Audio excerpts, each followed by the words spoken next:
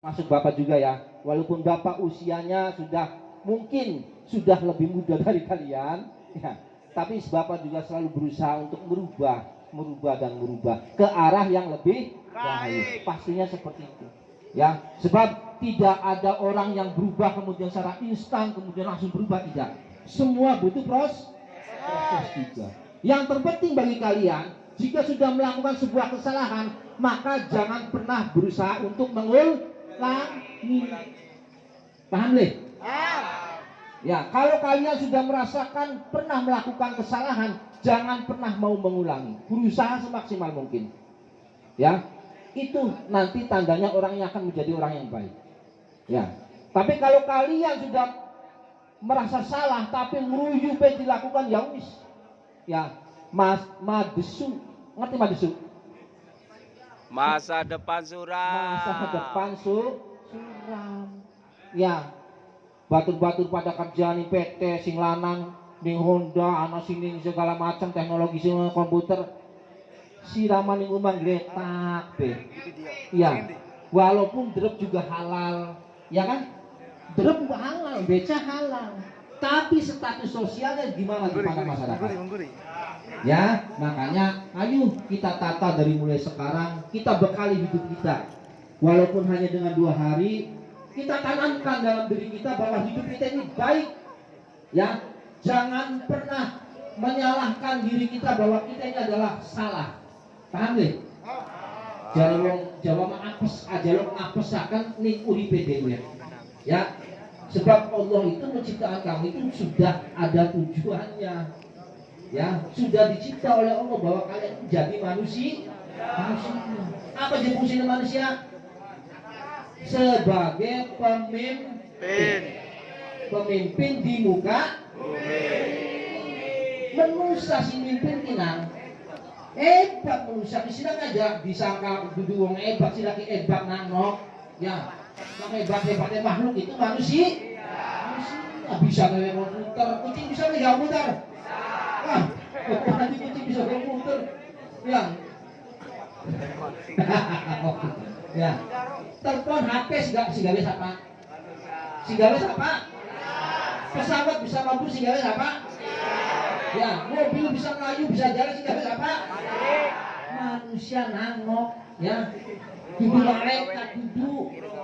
Terus nah, makanya sira diberi hidup oleh Allah, ayo dijaga, dipelihara, ya, disemangatkan, kasih semangat, ya, dalam hal belajar, dalam hal beribadah, ya, kira imbang, ya, antara dunia dan akhiratnya.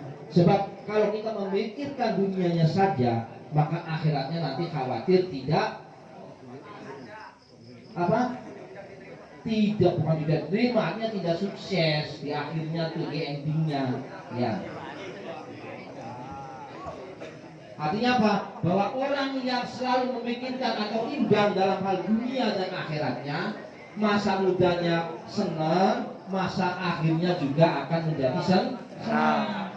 Paham deh? Contohnya, termasuk sila sekolah kinang, termasuk untuk sekarang dan masa depan. Iya nih, ngerasa nih. Walaupun mungkin kalian terutama pas sekolah itu nanggung tua, dipaksa, ya. Tapi yang mengarahkan kalian hidup menjadi baik di masa sekarang dan masa akhirat nanti adalah orang tua kalian mengarahkan supaya kalian menjadi orang yang bermanfaat ketika kalian hidup ataupun mungkin kalian sudah mati.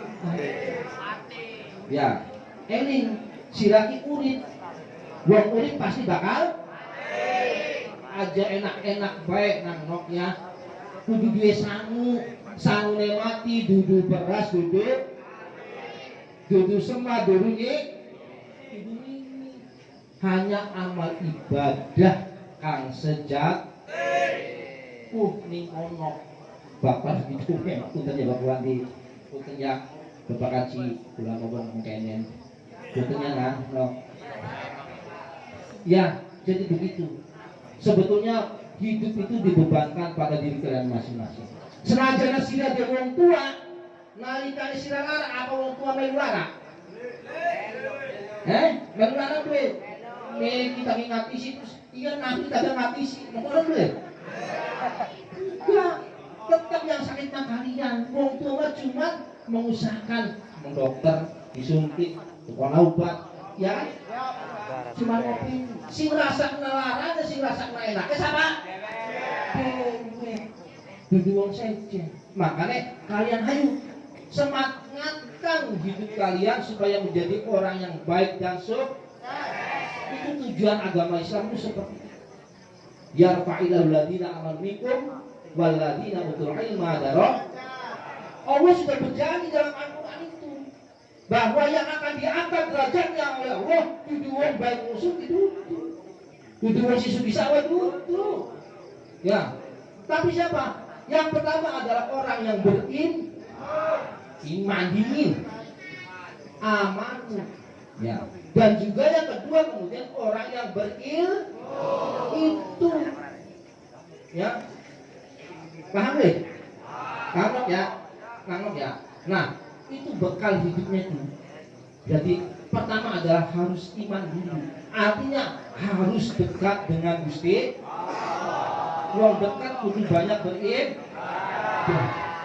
ya. Paham deh?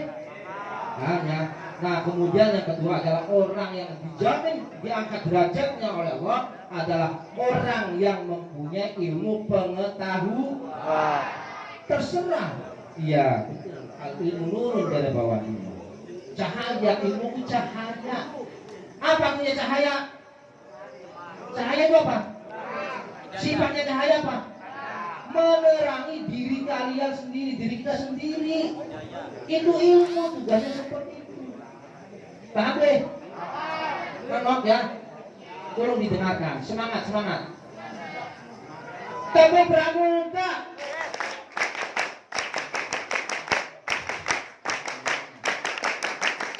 Terima kasih.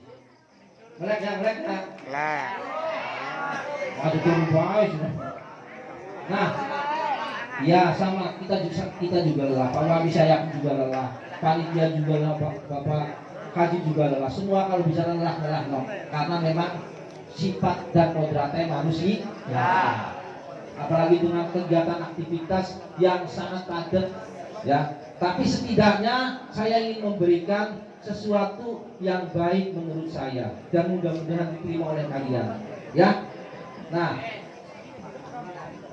tadi saya mengucapkan bahwa puja dan puji kepada Allah Subhanahu wa taala karena berkat nikmatnya, ya, berkat nikmat yang telah Allah berikan kepada kita sehingga kita mampu berkumpul dan bermuajahah dalam satu majelis ini.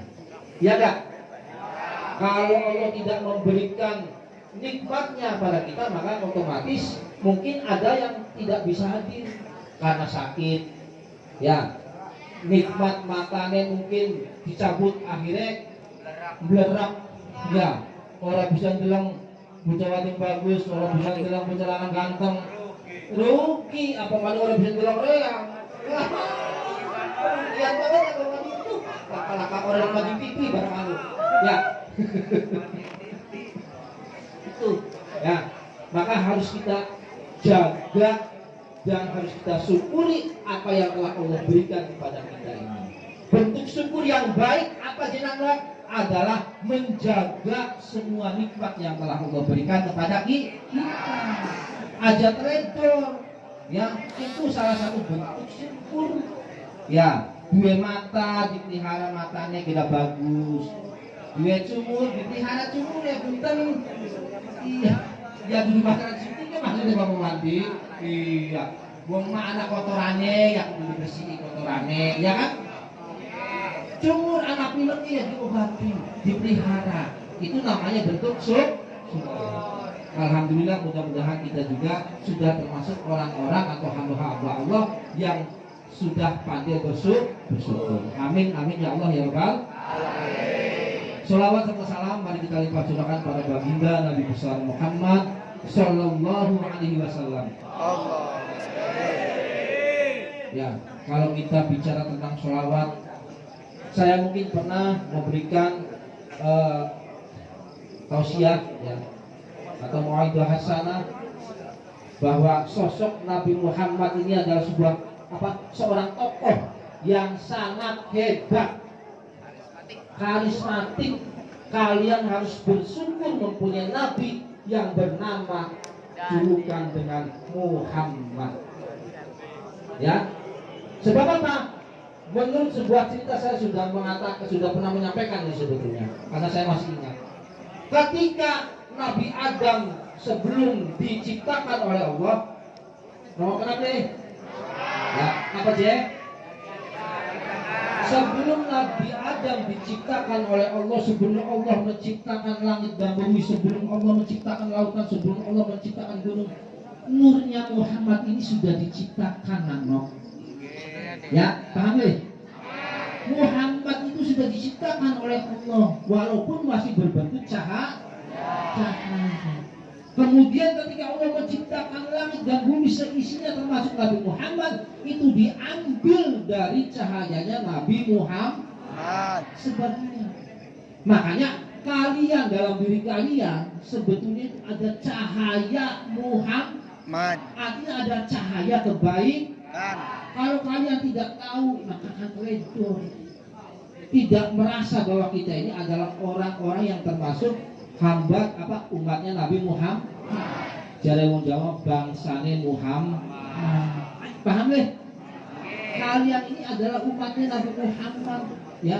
Karena kalian tercipta dari apa mereka? Dari apa?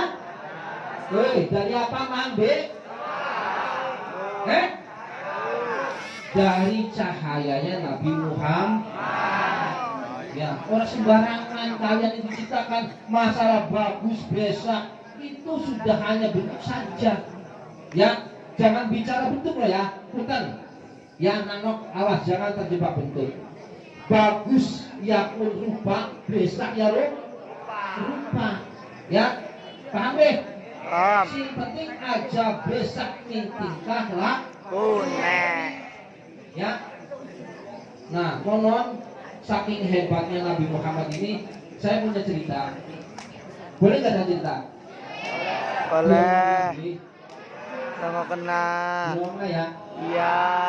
Saya pernah membaca sebuah hasil karya dari Syekh Habib. Siapa kan namanya kayak Alwi Munawar kalau nggak salah. Beliau pernah bercerita ada seorang ahli dalam bidang syair. Bukan syair nih. Zaman sekitar kosidahannya. Ya, menjaga. Namanya Syekh Farozak. Kalau nggak salah namanya Syekh Farozak. Beliau ini adalah seorang penyair. Setiap hari beliau ini sangat senang dengan bersolawat, mengumandangkan solawat, ya, dengan nada-nada yang sangat indah. Nah, suatu ketika beliau juga adalah ahli ibadah haji. Karena memang orang Arab kebetulan beliau dekat dengan Madinah, sehingga setiap tahun beliau ini menjalankan ibadah haji. Setiap kali beliau berziarah di makam Rasulullah, beliau selalu mengumandangkan solawat-solawat dengan nada-nada yang sangat merdu. Sehingga ternyata ada yang tidak suka dengan laku yang telah diperbuat oleh Syekh Fauzan ini. Diteni nang Syekh Fauzan, karena mungkin perbedaan mazhab, perbedaan pola pikir dan lain sebagainya ya. Karena ada sebagian yang mengatakan bahwa sholawat itu ada dan sebagainya. Ya. Nah, ketika beliau sedang ziarah di makam Rasulullah, dipanggil oleh orang tersebut. Syekh Fauzan, nun dari sekolah itu. Saya itu sebetulnya kagum dengan kamu. Boleh nggak kalau saya mengajak makan di rumah saya? Jare wong mau ning Syekh Al-Fauzan. Kemudian Syekh Fauzan itu karena disajikan hidangan lagi, oke siap. Bareng tekan umah, ternyata orang yang tadi mau memberi makanan, hidangan makanan, ternyata punya niat yang jahat. Karena dia tidak suka dengan solawatan-solawatannya Syekh Al-Farojak ini benar atau tidak, wallahu alam, saya hanya membaca ya dan menyampaikan pada kalian. Ini hanya sebuah cerita dan ini anggap nanti ada hikmah yang harus kalian ambil. Ketika lagi makan ternyata digunting nang ilateki. Ya, bingung mau ki, Syekh Farojak ki. Supaya apa? Supaya tidak bisa berselawat dengan merdu lagi. Ya. Akhirnya apa? Kaget Syekh Farojak. Kamu itu mengkhianati saya, kata Syekh Farojak. Saya ini hanya seorang hamba yang suka dengan berselawat. Tapi kenapa kalian jatuh? Apa kamu jatuh dengan saya? Karena saya tidak suka dengan kamu katanya. Dengan selawat-selawatan yang kamu dendangkan. Ya. Akhirnya apa? Nangis. Syekh Al-Farojak itu nangis dan kembali ke makam Rasulullah. Ilahana wa ilahana ya sirana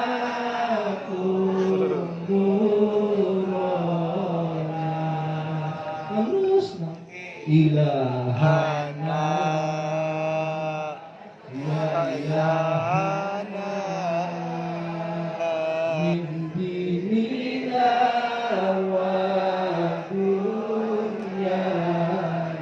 Nangis jalan-jalan sampai ke makamnya kanjeng Nabi. Dia matur kepada kanjeng Nabi, wahai Nabi, jika memang apa yang saya lakukan ini salah, jika memang saya ini melakukan selawatan ini tidak berguna, maka bunuhlah saya saat ini juga. Matikanlah saya di hadapan makom panjenengan. Tapi kalau seandainya apa yang saya lakukan ini benar, maka berikan kesehatan pada kami, pada saya, kata Syekh Al-Farojak. Akhirnya saking lelahnya dia tertidur di makam itu. Dan menurut cerita buahnya bermimpi dengan kanjeng Nabi. Farojak, saya itu suka dengan apa yang telah kamu lakukan. Maka atas kesukaan ini, dengan izin Allah, saya sambungkan kembali lidah kamu, sehingga ketika kamu bangun, lidah kamu tersambung lagi. Akhirnya apa? Begitu tadi, Masya Allah, Al-Farojak kaget banget. Lidah yang tadi dipegang ya sebagai bukti kepada kanjeng Nabi, ternyata sudah tidak ada, dan lidahnya tersambung kembali. Alhamdulillah. Ini bentuk sholawat loh ya. Makanya jangan sekali-kali meremehkan sholawat. Karena sholawat itu bukan miliknya kanjeng Nabi pada dasarnya, tapi milik kita. Kenapa milik kita? Karena kalian adalah sebagian dari cahayanya Muhammad tadi. Paham deh? Ibahnya ke kita juga nanti. Paham ya? Paham. Keder bisa? Keder. Keder bawa di. Beli orang? Iya sih mah. Kita bakal bawa di ngomong keder, kita nggak keder. Ya? Itu nyambungnya di situ nanti. Kenapa kok sholawat ibadahnya ke kita juga? Karena kita ini bagian dari Nabi Muhammad dalam hal penciptaan tadi itu. Ya, itu salah satu cerita tentang kehebatan sholawat.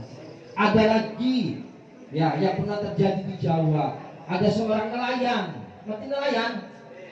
Petani ikan ya. Iya, sini laut kan, latih kan. Senangannya sholawat baik. Sallu ala Muhammad, sallu ala Muhammad. Setiap dino sallu ala Muhammad, sallu ala Muhammad. Setiap apa yang ia ucapkan tidak lain hanya sholawat. Suatu ketika, ini cerita saya ambil dari Ustadzah Mumpuni itu sekarang saja. Mungkin kalian sudah pernah mendengar. Tapi ini adalah wallahu a'lam juga, benar atau tidaknya. Tapi cerita ini memberikan kesan bahwa sholawat itu bukan sesuatu lafaz yang sembarangan juga. Pernah dengar itu enggak? Pernah dengar? Ya, mungkin yang pernah silakan sambil mengingat kembali, menghafal. Nah, ketika beliau sedang sholawat, beliau kan sholawatnya sallu ala Muhammad, sallu ala Muhammadnya. Kawicala ya sallu ala Muhammad, mancingnya sallu ala Muhammad, jaringnya sallu ala Muhammad. Sampai kemudian ada seorang syekh alim ustadz kiai yang kata Ustadzah Mumpuni mau diundang keluar daerah, tapi melewati rumah si bapak tadi. Bapak tadi itu sedang gawe jalan, dengan mengucapkan sholat sallu ala Muhammad, sallu ala Muhammad. Terdengar oleh kiai tadi. Jalannya kiai apa? Uang sholawatnya kok sallu ala Muhammad, padahal kan dewek kan. Akhirnya dimati, Kang Mukidi, Pak Yai, diberi Pak Yai. Sampean ki memang kalau dalam hal sholawat saya akui hebat, tapi pelafadannya kurang benar. Kalau yang benar sholawat sendiri itu bukan shollu ala Muhammad, tapi sholli ala Muhammad. Oh, ngoten tah, Kiai, nggih pun kula ubah sholawat kula. Akhirnya ya, terima kasih. Akhirnya Kiai ini pergi ke apa? Laut kah? Iya. Kalau kapal terbang bandara. Berarti kalau di laut pelabuhan. Ketika Kiai itu sudah numpak perahu, Kang mungkin ini lupa mau tak Kiai kan ngomong solu tak apa sih kana ya. Akhirnya juga Kiai itu ternyata Kiainya sudah numpak perahu. Iku jeh jalan yang cerita wallah alam bener karo biye kamu kidiku nok ngudak Kiai mau pengen takon solu tak apa kana sholawat ka pun melayu ning sedure banyu laut tanpa disadari. Nah akhir ketemu karo kene Pak Yai anu gini apa nih bro ini Pak Yai kuding Pak Yai itu mana dingin apa sih kamu gitu mau kasih bener apa sih Pak Yai je solu tak primen sih sholli ala Muhammad cari Kiai ini. Tapi begitu ia apa kamu kidin kembali lagi nangis kene kurang no. Kenapa? Karena kamu kidinnya walaupun salah dalam mengucapkan sholawat, tapi dia mampu berjalan di atas air. Subhan. Ini yang tidak disangka-sangka. Makanya apa yang telah diberikan pada guru-guru kita Bapak Pak Haji Abdul Jalil mangga dilakukan dengan bersolawat. Syukur-syukur apa setiap detak jantung kita selalu diisi dengan bersolawat supaya hati kita terjaga tidak diajak oleh keinginan-keinginan yang tidak baik. Siapa manis yang harus dijaga Bang Orang Dewa? Bener deh? Bener deh? Ya, siapa maning yang orang awak dewa sih menjaga? Ya, beri mungkin wong sejen batu mau beri mungkin. Ya, itu mungkin sudah jam berapa Pak? Betul. 7.10 masih ada waktu sampai jam berapa nggak? Setengah jam nih Pak kan? Oke, profesi apa ini? Ya, walaupun mungkin sebentar, ya karena memang ini hanya sebuah apa mengisi kekosongan jeda dari maghrib ke isya. Mudah-mudahan bermanfaat bagi kita semua. Bukan hanya pada kalian tapi juga pada saya yang berbicara. Karena pada dasarnya saya menginginkan perubahan itu juga bukan hanya pada kalian tapi juga pada diri saya sendiri. Ya, kira-kira apa yang saya sampaikan paham kan Anok? Insya Allah paham. Insya Allah paham. Mana manfaatnya beli kira-kira? Nah, mudah-mudahan bermanfaat ya. Dan apa yang sudah kalian inginkan, apa yang sudah kalian inginkan atau yang akan kalian inginkan, mudah-mudahan semuanya tercapai, terkabul, ya, supaya ada apa Nang? Ada apa? Gak ada apa? Iya.